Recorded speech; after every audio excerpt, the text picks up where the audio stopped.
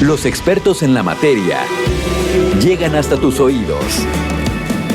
El tema del día, a primera hora.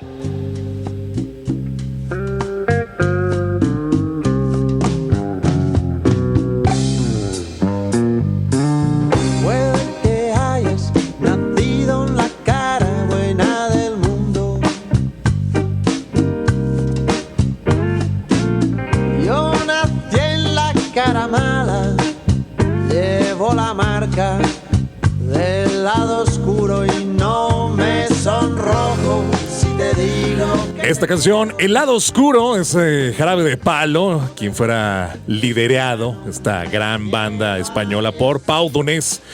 En su álbum La Flaca, en el año 1996, se incluyó y fue parte de una de las canciones más icónicas precisamente de esta banda.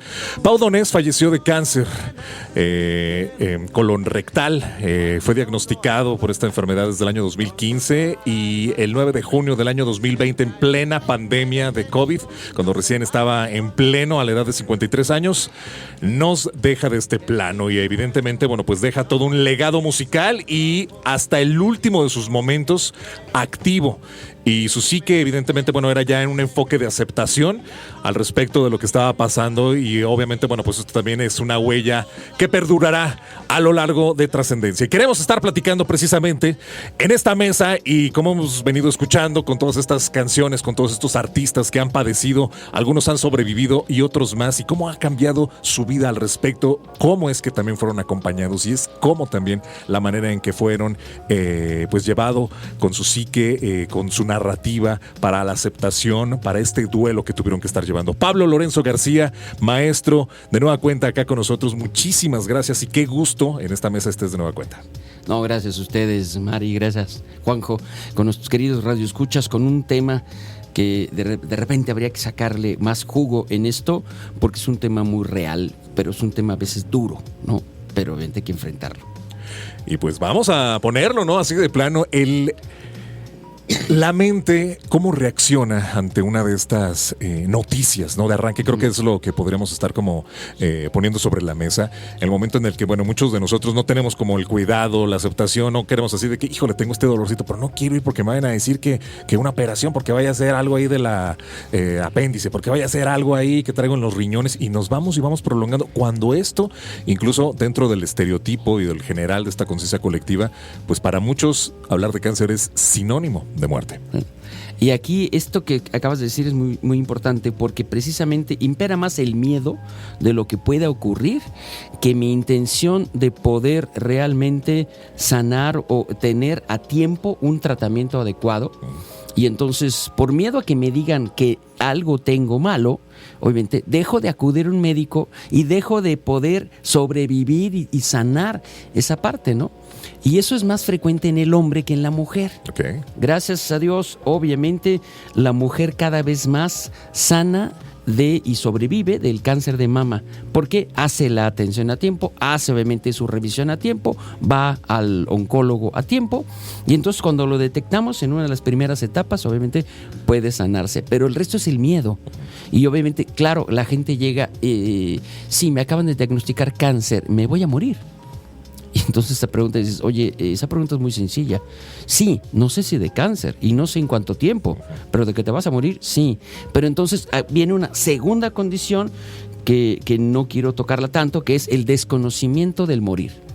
Porque obviamente no necesariamente un cáncer es una situación que te lleve directamente a la muerte. No, cada vez sentencia, es claro. menos la probabilidad de hacerlo en algunos tipos de cáncer.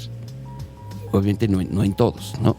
Pero sí es importante ese conocimiento que tenemos de la salud y los mitos, porque uno de los mitos es el cáncer, obviamente me mata. Es sinónimo de muerte. Uh-huh. Sí, y a veces pasamos el otro mito a decir lo que si no me mata el cáncer, me va a matar la quimio. Uh-huh.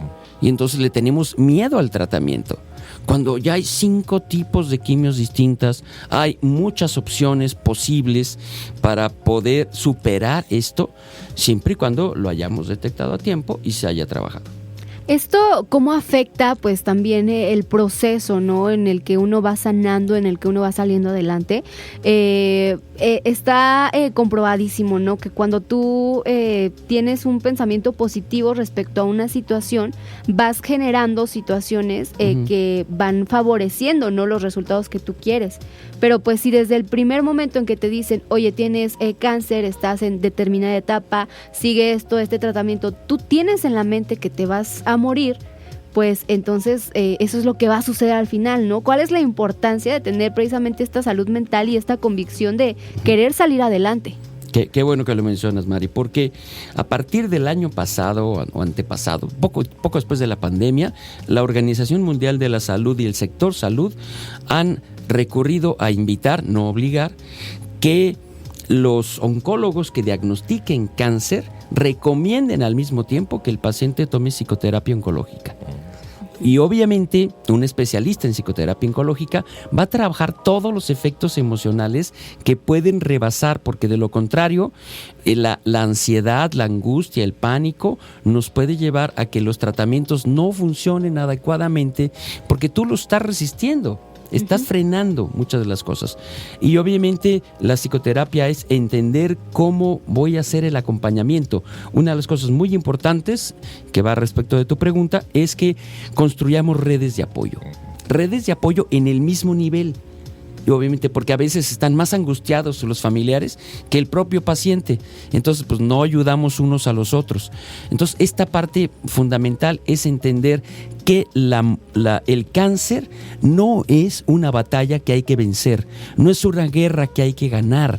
Y esto es muy importante porque lo veo mucho en redes sociales, ¿no? Qué bueno que le vamos ganando, ¿no? No es una guerra, es una lección de vida que hay que aprender. Porque algo tenemos que cambiar en nuestro estilo de vida. Oye, hasta con un lenguaje bélico, ¿no? Son guerreros sí. Aquellos, porque lo dan desde esa postura, ¿no? De esa lucha. Es una lección, tú lo mencionas bajo esa premisa, y también hay algo poderoso que me llama la atención en lo que mencionas, que es esta parte de las redes, el apoyo, quien está alrededor. ¿Qué sucede y cuáles serían de otros mitos, ¿no? Que también seguramente se desprenden alrededor, querido Pablo? El cáncer es de adultos mayores. El cáncer es ya de aquellas edades avanzadas. Oye, el cáncer, mira, yo en el año 1994, yo estaba en sexto de primaria. No, fue en el 93. Me despido de un compañerito.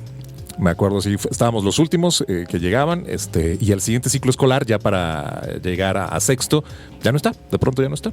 Sí. Y sucede que, bueno, pues tenía leucemia. Sí. Chavita, en paz descanse. Y de pronto acá en los grupos que me agregaron de ahí del colegio, ponen fotografías de él, ¿no? Y recordarlo y cómo se va desdibujando. Y a lo que voy entonces también, la forma en que el cáncer también alcanza a estos pequeñitos, que también es un mito en el que decíamos solamente adultos, pero también entonces esas redes, cómo funciona alrededor la familia para que esto pueda afrontarse. Esto es algo bien, bien interesante, Juanjo. Yo trabajo para un hospital oncopediátrico del IMSS. Entonces, lo que más veo son niños con cáncer. Y sobre todo, la leucemia es un cáncer muy infantil, ¿no? Infantil y juvenil. Pero es importante entender desde esta parte cómo lo percibe el niño para que el niño también ayude a acompañar a sus padres sobre este proceso. Yo llego desde entender, le digo, a ver, ¿sabes lo que significa la palabra cáncer? Y el niño a veces ya cuando tiene un poquito más de uso de conciencia me dice un tumor y maligno, ¿no? Así como que un monstruo que va. Y le digo, no, eso no significa la palabra cáncer. Entonces, ¿qué significa? La palabra cáncer en griego significa cangrejo. Ajá. Por eso los que son de Julio pues son cáncer, ¿no? Pero no es que tengan cáncer. Entonces yo les llevo una calcomanía de este personaje maravilloso de la Sirenita, que es Sebastián, y se las pego, obviamente, en la parte de su cama, para que le digan a su mamá, mira, dice Pablo que esto es lo que tengo. ¿Un cangrejo? Sí, un personaje. ¿Y por qué le llamaban cangrejo los griegos? Porque la evolución del cáncer no era lineal. No era, se va evolucionando de manera lineal. No, de repente se detenía, de repente se iba a un lado, de repente era... Por lo errático de su marcha. Exactamente. Entonces, por eso le denominaron cáncer. Sí, pero era un cangrejo. Y cuando lo ponemos como un personaje, el niño empieza a disminuir su nivel de ansiedad porque ve que él es el culpable de la ansiedad, del miedo, de la tristeza que tiene su propia madre. Entonces, de repente, ¿cómo luchar con esto? Para decir, lo que tengo es algo natural y que podemos obviamente hacer algo clínico, médico, y igual y puede ser muy positivo, ¿no? Uh-huh. Entonces, el niño ya está más calmado, y yo veo que los niños me han enseñado que no existen tragedias. Yo voy ahorita al oncopediátrico del IMSS y los niños están jugando. Uh-huh. Los niños les pones una película y están divertidísimos. Te pones a jugar ajedrez o un juego de mesa con ellos y están maravillados. Todos peloncitos, muy bonitos. Pero dices, ¿quién es el que tiene el miedo? ¿El adulto o el niño? Entonces hay que enseñar al niño a tener esa confianza de tener su propio proceso en control. Exactamente, fíjate que me recuerdas mucho a un caso que he seguido de cerca de esta pequeña Aranza. Un saludo si nos están escuchando de casualidad. Hace unos meses, en agosto del año pasado, fui a una escuela, ¿no? A hacer una nota así normal de regreso a clases, no sé qué, ¿no? Entonces voy con una mamá y, no, pues, ¿qué siente de que su hija regresó a la escuela? No, casi llorando me dice, es que para mí este regreso a clases es súper especial porque mi hija, después de estar ausente casi un año por leucemia, volvió a la escuela, ¿no? Entonces sale la niña bien contenta, bien feliz. Ya más adelante estuvimos platicando con ellos en otra entrevista. Ahorita viven por la casa de mis papás, entonces estamos ahí por ahí haciendo labor social. Te das cuenta cómo los pequeños son los que luego son más fuertes ante esto, ¿no? Por ejemplo, me expresaba la mamá, es que yo tenía miedo de que regresara a la escuela, pero porque algo le puede pasar, uh-huh, porque se van a burlar de ella de que no tiene cabello, o sea, de que los niños, no sé qué. Y ella al contrario, ¿no? Bien feliz, así como de que no, pues es que a mí me gusta cómo me veo bien ruda, mis diademas y cosas así. Entonces te das cuenta, precisamente esto que comentas, cómo muchas veces el adulto, por todo lo que conocemos, hemos vivido, vamos generando este miedo, esta ansiedad ante diferentes situaciones que cuando somos niños no las vemos. Sí, ¿no? Y que precisamente eso nos ayuda, el no verlo, porque el no verlo, el no enfrascarnos en lo malo, es lo que nos ayuda a salir adelante. Sí, y el niño es resiliente por naturaleza y en la adultez va perdiendo su resiliencia. Yo tengo un caso muy hermoso cuando iba en los pasillos del IMSS y de repente iba a ver a una de mis niñitas que estaba en un aislado, pero veo que estaba el oncólogo platicando con una mamá de un niño de 8 años con leucemia. Y obviamente dándole la mala noticia de que ya no se podía hacer nada, ¿no? Ya estaba desahuciado su niño y probablemente le quedarían semanas de vida. Entonces, pues la mamá se deshizo, obviamente, en toda la tristeza profunda y fue a abrazar al niño de una manera muy fuerte y el niño se sacó de onda porque obviamente estaba la mamá llore y llore de una manera desconsolada y el niño se le salió a decir algo muy impactante que a mí todavía a la fecha recuerdo. Dice, mamá, no llores así, si no pasa nada, nomás me voy a morir, no está pasando otra cosa. Y nos quedamos, ese niño es un sabio. O sea, ¿en qué momento le dimos al cáncer y a la muerte un carácter de tragedia?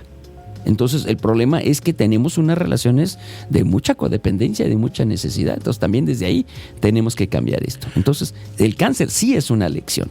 Oye, voy a poner otra por acá, cuestión muy complicada. Todas estas, lo voy a llamar con respeto así, ¿no? Con estas tendencias un tanto paralelas a lo que es las cuestiones de medicina, que luego culpabilizan a la misma persona. Y lo voy a poner de la siguiente forma. En el discurso hay muchas personas que dicen, bueno, es que tú solito estás somatizando. Bueno, es que tú solito estás comprando las enfermedades, porque si tienes una cuestión en tu vida y en tu medio ambiente, y entonces eso detona. Y lo digo desde un discurso, bueno, pues que para mí es muy complejo, y pues yo lo rechazo evidentemente, porque no puedes culpabilizar a las personas, uh-huh, y luego le meten ya estos rollos energéticos, es que tú llamas a las enfermedades y no sé qué, y convierten incluso también las partes más serias como es el cáncer, diagnósticos como cáncer, uh-huh, de que es algo que tú mismo te estás buscando, y esto lamentablemente de todas estas ondas nuevas, ¿no? Del New Age y lo que viene y que las energías y demás. Y entonces decir, uno mismo se va provocando. Entonces, échale todavía culpabilizarte de que tú mismo te compraste literalmente, digamos, ese tipo de diagnóstico. Puede ser, sí, a lo mejor por los malos hábitos y demás cuestiones, ¿no? Pero más a esta parte de achacarle al decir, bueno, es que A mí esto de leucemia, pues porque pues yo estuve pensando y las energías y demás, oye, ¿qué pasa con un niño y demás? Dentro de los mitos y estas cosas, culpabilizarnos incluso desde esa manera con esos discursos. Mira, no hay una evidencia científica que nos pueda decir que tal actividad, tal cosa, obviamente, nos lleve seguramente al cáncer. Hay tendencias y factores de riesgo, eso sí. Claro. Por ejemplo, el tipo de alimentación que comemos, sí es importante. Fumar, sí es importante. El alcohol en exceso, sí es importante. El asolearse sin cuidados es importante. Estas cosas sí, pero no es que estemos llamando. Claro que lo que tiene importancia, es lo que he investigado durante muchos años, es que una actitud proactiva, una actitud positiva, puede que favorezca el tratamiento, ya sea de la quimio o de la radio, pero una actitud negativa lo retrasa y lo antepone o lo reprime de alguna manera. Entonces no funciona. Como un abandono, o sea, cuando dices ya estás diagnosticado. ¡Ay! Sí. Y eso en todas las enfermedades crónico-degenerativas, no nada más en el cáncer. Yo tengo una actitud totalmente negativa, pues entonces el medicamento, sea el que sea, retarda más su valor, porque es un asunto celular, ¿no? El cáncer es un asunto celular. Y obviamente tengo que entender cómo asimilar el ADN de esas células que están enfermas, que están dañadas, para que otras células lo puedan. Entonces, es una alianza entre redes celulares. Y el problema, cuando mi actitud está mal, lo que hago, en medicina le llamamos esto el espacio interciliar, que el espacio que hay entre las células, que queda toxificado. O sea, hay ciertas toxinas que se generan, obviamente, quizás sí desde la actitud. Entonces, sí, esto es importante. Y hay investigaciones muy fuertes de ciertos médicos japoneses y médicos orientales que están tratando de demostrar esto, ¿no? Y hay sí, cierto vínculo, pero sí es importante entonces poder vincular una actitud positiva para que los tratamientos funcionen de cualquier enfermedad crónico-degenerativa, no nada más del cáncer. Y obviamente el cáncer necesita que esas terapias realmente funcionen, ya que van muy avanzadas, y en México tenemos excelentes equipos médicos en esa parte. No nada más en León, en la Ciudad de México, en Monterrey, en Mérida, en muchos lugares donde tenemos grandes equipos de investigación del cáncer. ¿Cómo se tiene que afrontar, Pablo? O sea, tú eres profesional, cuando te encuentras a alguien que ya está diagnosticado con esto, ¿cómo se tiene que acompañar? ¿Cuál sería esa mentalidad y la emoción? ¿Cómo está jugando? Quiero pensar que es también parte de una de estas que luego en algunos otros espacios, bueno, tú eres especialista en el tema incluso, para llevar un duelo, ¿no? Para llevar un duelo al proceso en el que se te da, en este caso, el diagnóstico, y te va llevando seguramente por una escalada de emociones que entonces habrá que jugar alrededor de estos mitos y realidades también de los que estamos hablando. Mira, yo he diseñado una frase que me enseñó mi madre, y entonces y yo con los niños de cáncer soy mitad psicoterapeuta y mitad cuentacuentos. Ajá. Y entonces en la parte del cuentacuentos yo tenía una madre que tenía enfisema pulmonar, sus pulmones funcionando al 30%, entonces con mucha dificultad respiratoria, y yo la veía toser, pero toser peor que yo, o sea, como perro, como decimos, ¿no? Y yo le decía, madre, ¿te sientes bien? Y ella interrumpía la tos y me decía, sí, muy bien. Y yo no le creía, ¿no? Espérate, ¿cómo estás tosiendo? Y esa tos, ay, esos son mis pulmones, yo estoy muy bien. Y entonces como que no entendí que existe un juego de sarcasmos, de burlas, pero cuando ella murió entendí que era un juego real.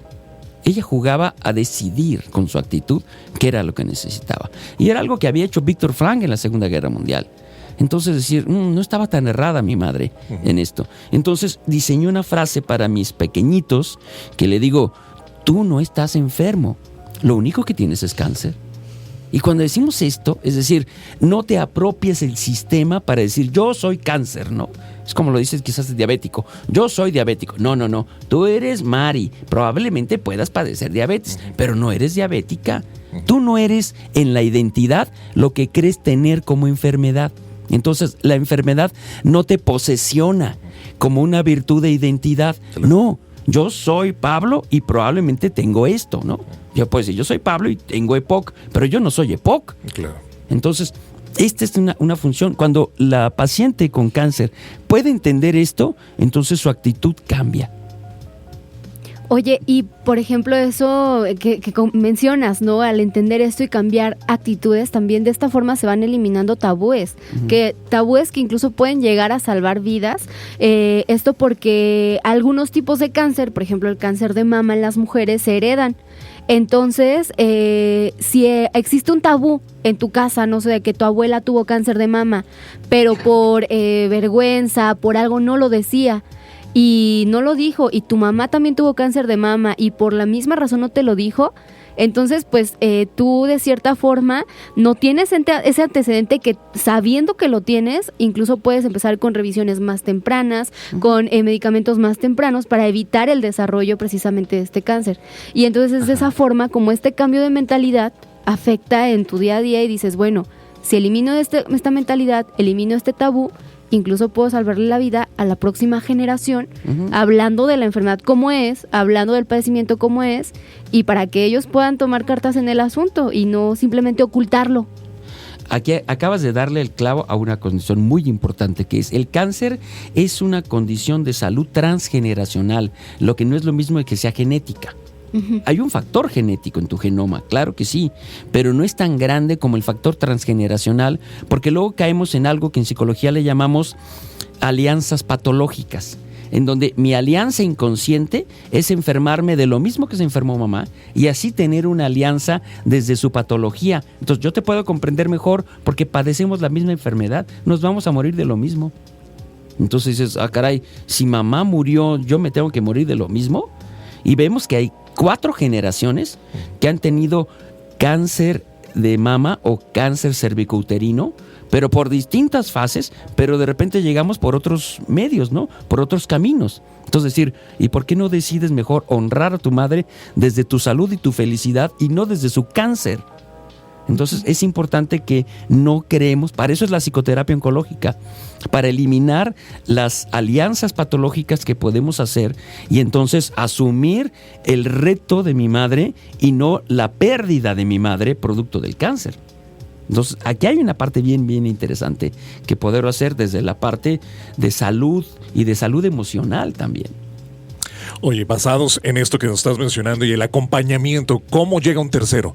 ¿Cómo se mete, digamos, esta parte de la terapia? ¿Cómo podríamos acercarnos a ese especialista? Si de pronto es una vorágine de estas emociones, a lo mejor hay rechazo en estas etapas de las que te mencionaba sobre el duelo, en el que dices, bueno, no quiero saber nada. Oye, pero el tiempo es un factor importantísimo precisamente en el diagnóstico del cáncer. Entonces creo, y ayúdame a pensar y a desmitificar esto, en el que, bueno, pues sí tiene que haber como un accionar en el que si la persona se abandona, pues un tercero que puede intervenir para que ya sea el familia que lo ayude a levantarse, para poder ir a una terapia y buscar pues todas las vías posibles, ¿no? Para que no sea de, bueno, hay que darle su tiempo en lo que tiene la aceptación. Bueno, no, pues el tiempo va a ser fundamental en ir en contra ante el avance de. Aquí hay que entender que el miedo no me retrase mi tratamiento, ni el miedo de mi familia, ¿no? Porque a veces vemos 1, 2, 3 visiones oncológicas y hasta que quieras encontrar el oncólogo que te diga, no, tú no tienes cáncer, tú lo que tienes es una colitis nerviosa. No, obviamente, si ya 4... Y vas retrasando, claro. Sí, y entonces no empecé mi tratamiento cuando debí de haberlo empezado con muy buenas perspectivas y ya lo retrasé y obviamente y ya el tumor ya avanzó. Entonces el tumor tiene una evolución, ¿sí? Y obviamente puede hacer metástasis, obviamente puede buscar otros centros orgánicos en donde trasladarse. Entonces esto es una función muy importante para poderlo hacer a tiempo. Ya todos los oncólogos que conozco y sobre todo muy humanistas aquí en León y en México, obviamente dicen que lo más importante es la predicción y el diagnóstico a tiempo. Entonces eso nos puede ayudar vencer o hacer mucho más fácil el tratamiento para que sea una situación simplemente crónico-degenerativa y de repente pues sigues viviendo perfectamente bien porque ya erradicamos el cáncer, ¿no? A través de ese tratamiento. Pero ese miedo nos está luchando y es uno de los conflictos fundamentales. Hay que enfrentarlo a través del diagnóstico. Entonces ya si el segundo médico te corrobora el diagnóstico, pues a tratarse con el que más confianza te dé. Oye, pues ya prácticamente cerrando y agradeciendo, Pablo, que estés acá. ¿Cómo en lo cotidiano, como acompañante, como un tercero, como familiar, como un amigo, puedes recibir esa noticia? ¿Qué es lo que espera una persona que es diagnosticada con cáncer? Que un tercero le diga, que un familiar, que un amigo está esperando te entiendo, le vamos a echar ganas, está esperando te acompaño, está esperando vamos a luchar contra todo y esto, y no importa los médicos. ¿Cómo deberíamos accionar? Ayúdanos, tú siendo especialista en ese acompañamiento. Ajá. Ok. Mira, en esto creo que es muy, muy importante que identifiquemos qué tanto es el miedo del sistema familiar y de la persona, y lo pongamos en equilibrio para que no se coma el miedo a esto. Y segundo, que tengan confianza. A ver, ¿tienes confianza a tu médico? Ok, vamos a ver. Entonces te damos una segunda opción en esto para que lo dialogues, pero sigas tratando con y entonces entender esa parte. Y algo muy importante que quiero mencionar antes de irme es que lo que yo trabajo, por lo menos en el cáncer de mama con la mujer, es entender, probablemente haya que hacer una mastectomía, haya que extirpar un seno o los dos. Entonces, cuando es una mastectomía conservadora, no radical, y digo, hay que tener un diálogo con ese seno y decirle gracias porque tú vas a dar la vida por mí. El que muere es el seno y tú vas a sobrevivir. Entonces hay que tener un diálogo de gratitud y de amor con ese seno que va a dar la vida por ti. Y con eso puede ser desde el cabello hasta el seno o otros asuntos, ¿no? Entonces, cuando las personas lo ven, nunca lo había visto desde esta parte, ¿no? Entonces empiezan a ser generosas con su cuerpo, con su metabolismo, y entonces empiezan a hacer un cambio radical en la forma como van a enfrentar esta realidad, que puede ser muy dura, pero puede ser muy positiva también al mismo tiempo. Pues con esa gratitud y esa perspectiva te agradecemos que también hayas estado acá con nosotros. ¿En dónde encontrarte? ¿En dónde saber más al respecto para que puedan contactar contigo? Mira, estamos en Centro Bios con V&S en todas las redes sociales. Y este sábado, que inclusive vamos a tener nuestro encuentro de psico-oncología para quien quiera aprender más. Entonces, ahí en nuestras redes sociales nos encuentran como Centro Bios, V&S. Pablo Lorenzo García, muchísimas gracias. Qué gusto, como siempre, tenerte por acá. Muchísimas gracias.